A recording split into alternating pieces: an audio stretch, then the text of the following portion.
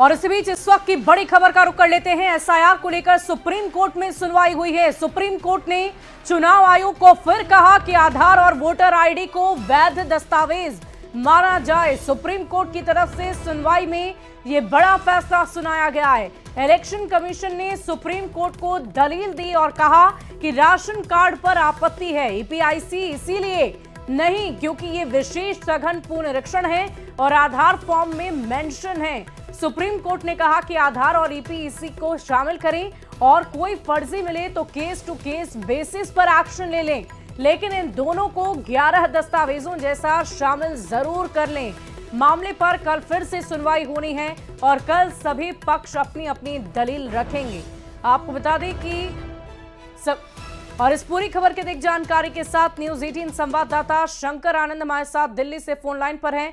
शंकर, क्या जानकारी है?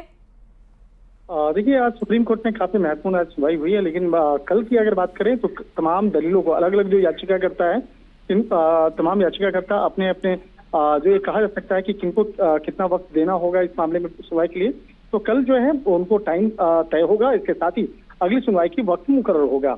आज इस मामले में देखा जाए तो जिस तरह से बिहार में विशेष मतदाता सूची पुनरीक्षण का जो मामला है, इस मामले पर जिस तरह से तमाम मसलों को रखा गया और इस मसले पर आज सुधाकर सिंह भी आज कोर्ट में हालांकि पहुंचे थे और जिस तरह से इस मामले पर देखा जाए तो अलग अलग जो याचिकाएं दायर हुई थी, अलग अलग उनकी तरफ से कई सीनियर एडवोकेट भी पेश हुए थे। सीनियर एडवोकेट गोपाल शंकर नारायण जो हैं, जो एडीआर की तरफ से पेश हुए थे और इसके साथ साथ वो तमाम आज कोर्ट में सुनवाई के दौरान में आप तमाम दलीलों को रख रहे थे।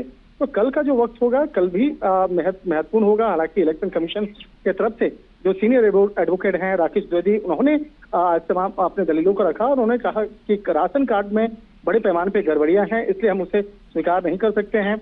आधार के बारे में जो हालांकि आज कोर्ट के द्वारा निर्देश दिया गया कि वो केस टू केस देखा जा सकता है, अगर किसी केस में अगर गड़बड़ी होती है तो उसको अलग से जांचा जाए। इस मामले में एपिक कार्ड के बारे में भी बताया गया।